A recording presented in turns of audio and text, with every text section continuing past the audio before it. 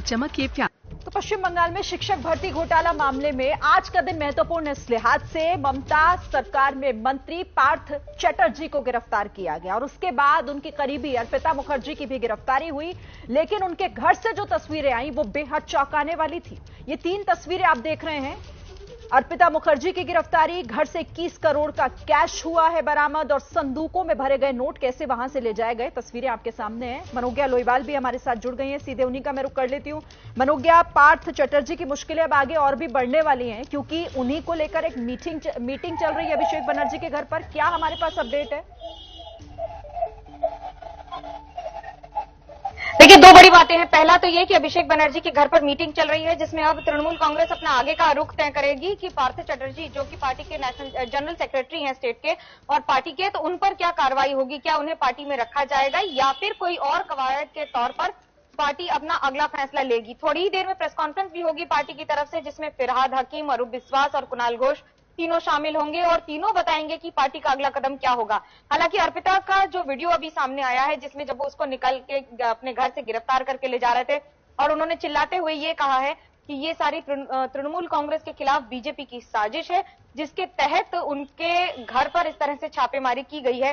हालांकि इसका कोई जवाब नहीं दिया गया कि 20 करोड़ रुपए आखिरकार है किसके और आए कहां से, जो कि सारी बातें इस समय जो जांच के आदेश के आधार पर जो ईडी ने अभी तक गिरफ्तारियां की हैं, 2 गिरफ्तारियां जिसमें पार्थ चटर्जी और अर्पिता मुखर्जी। अर्पिता को अभी तक तृणमूल कांग्रेस ने ये कहा था कि उनका टीएमसी से कोई संबंध नहीं है। हालांकि जिस तरह की तस्वीरें आ रही हैं वो कुछ और ही बयां कर रही हैं। बिल्कुल, लेकिन इस पूरे मामले पर जिस तरह से आप भी बता रही हैं, लगातार हमें अपडेट भी कर रही हैं, टीएमसी की किरकिरी और इस पूरे मामले पर घिरेगी जरूर टीएमसी और इसीलिए शायद ये बैठक जो अभिषेक बनर्जी के घर पर हो रही है। तो क्या आप ऐसी जानकारी की जो बता रही हैं आप कि क्या पार्टी से बाहर का रास्ता दिखाया जा सकता है पार्थ चटर्जी को?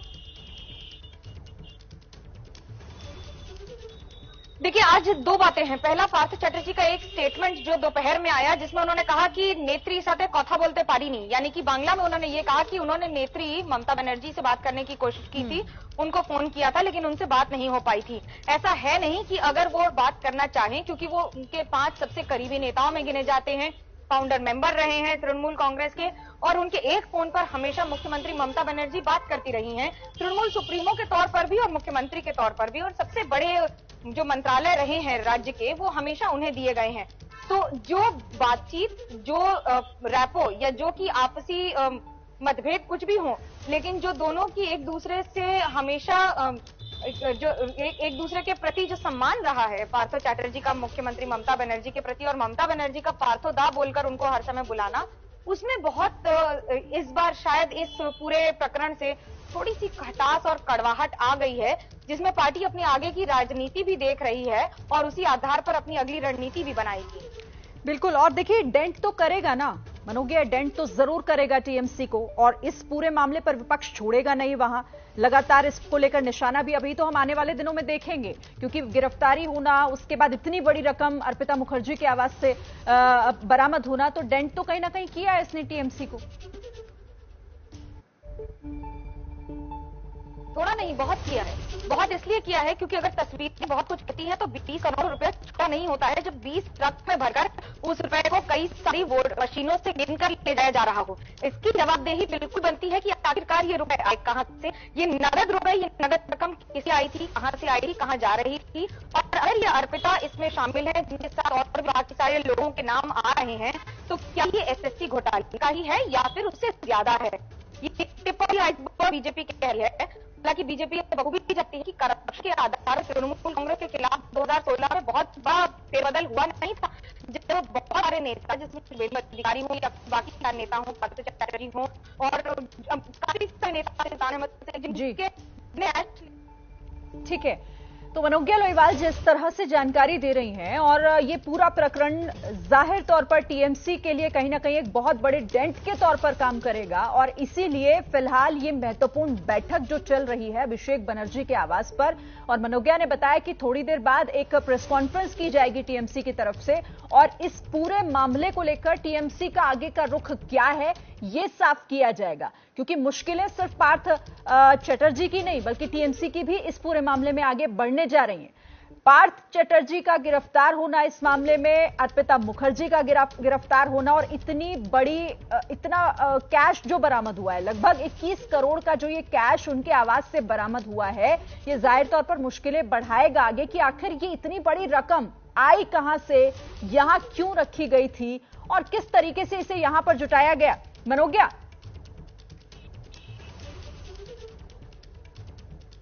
देखिए, ये सवाल के पास होंगे, इसकी आदात पर वो अपनी बड़ी कार्रवाई कर रहे हैं।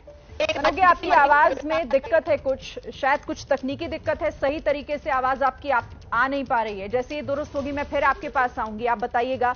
लेकिन फिलहाल तस्वीरें अपने दर्शकों को हम दिखा देते हैं। ये तस्वीरें जिसने सभी को चौंका कर रख दिया और पश्चिम बंगाल की राजनीति में एक हलचल, एक तूफान ला दिया। देखिए, बड़े बड़े बक्सों में भरकर ये कैश यहां से ले जाया गया। कैश इतना ज्यादा था कि उसे गिनने के लिए मशीन का सहारा लेना पड़ा और उसके बाद ये 21 करोड़ की रकम निकलकर सामने आई। जो अभी एक सवाल है, एक क्वेश्चन मार्क है इस तस्वीर पर कि आखिर ये इतनी बड़ी रकम यहां आई कैसे, ये किसकी है, किस वजह से इसे यहां पर रखा गया था, क्योंकि ये अर्पिता मुखर्जी के आवास से बरामद हुई है। अर्पिता मुखर्जी जो कि पार्थ चटर्जी, पश्चिम बंगाल सरकार में मंत्री, उद्योग और वाणिज्य मंत्री पार्थ चटर्जी उनकी करीबी बताई जा रही हैं और उनके आवास से 21 करोड़ की रकम बरामद होना।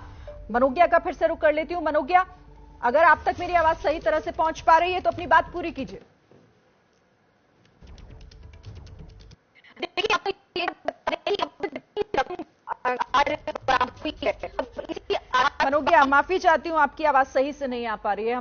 ना मैं समझ पा रही हूं, ना ही दर्शकों तक सही से आपकी बात पहुंच पाएगी। जैसे ही ठीक होता है फिर से आपसे जुड़ने की हम कोशिश करेंगे, लेकिन तस्वीरें एक बार अपने दर्शकों को दिखा दें। ये 21 करोड़ की रकम जो अब जाहिर तौर पर ममता बनर्जी की भी मुश्किल पश्चिम बंगाल में बढ़ाएंगी। ये तस्वीरें, दो तस्वीरें, मंत्री पार्थ चटर्जी गिरफ्तार, ममता सरकार में मंत्री और ममता बनर्जी के भी करीबी माने जाते रहे पार्थ चटर्जी, और अभी उन पर क्या फैसला लेगी टीएमसी, ये भी कुछ देर में साफ हो जाएगा, क्योंकि इसको लेकर अभिषेक बनर्जी के आवास पर एक बैठक चल रही है। पार्थ चटर्जी पार्टी में बने रहेंगे, अपने पदों पर रहेंगे या फिर नहीं, या फिर उन्हें पदों से हटाए जाने की तैयारी हो रही है।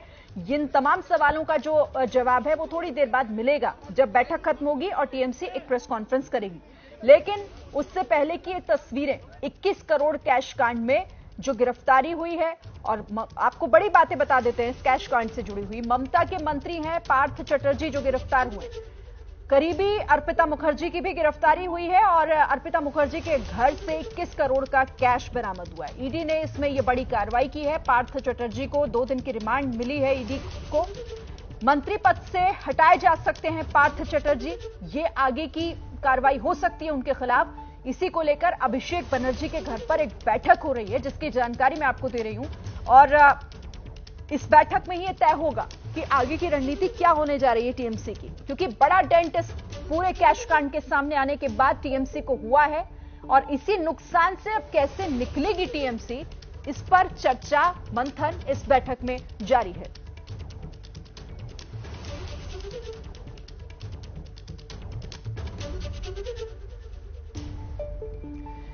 तो अभिषेक बनर्जी के घर पर बैठक इस बात को लेकर कि पार्थ चटर्जी का अभी आगे क्या होगा, क्या होना है पार्टी में, क्योंकि उनके पास कई पद भी हैं, मंत्री पद की भी जिम्मेदारी वो संभाल रहे हैं। तो ऐसे में क्या उन्हें सभी पदों से हटा दिया जाएगा, इसको लेकर इस बैठक में मंथन हो रहा है। इसकी जानकारी के लिए हम मनोज्ञा का रुख करेंगे फिर से, लेकिन अभी जो जानकारी मिल रही है उस लिहाज से यही कि उन्हें हटाया जा सकता है। पार्थ चटर्जी के इस कैश कांड के बाद जो इतनी बड़ी संख्या में ये कैश बरामद हुआ है, 21 करोड़ की रकम बरामद हुई है, उनके घर से जो अर्पिता मुखर्जी पार्थ चटर्जी की करीबी है, और इसको लेकर पार्थ चटर्जी ने जैसा कहा भी था कि मैंने दीदी से बात करने की कोशिश की लेकिन उनका फोन नॉट रीचेबल है। तो इसे ऐसे भी समझा जा सकता है कि क्या टीएमसी भी अब खुद को अलग रखना चाहती है इस पूरे प्रकरण से।